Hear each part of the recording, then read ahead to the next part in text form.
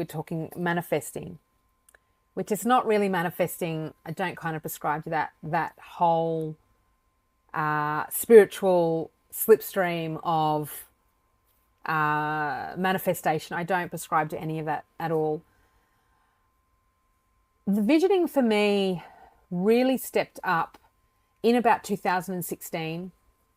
It was a really tough year that year for myself as a mother, in my relationship with the children's father, as well as I moved more deeply into my work at the time. And I remember that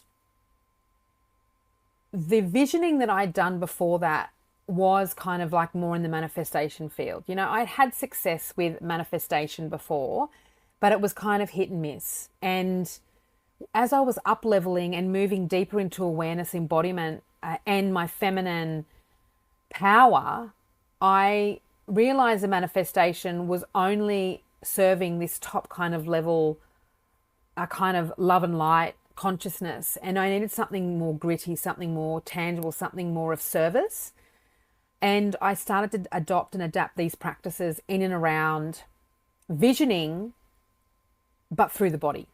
So not just writing down a piece of paper or creating a vision board or praying, which has been a constant part of my ritual practice and my embodiment practice now since 2009, or even like when I started back in 2002, my studies in energy healing. What the visioning took for me was that as I moved more into embodiment from 2009, and I started working more directly with Yogini lineage in 2015, I did some amazing work with learning how to facilitate women's circles. And that embodiment practicing that I'd been doing and visioning from 2009 to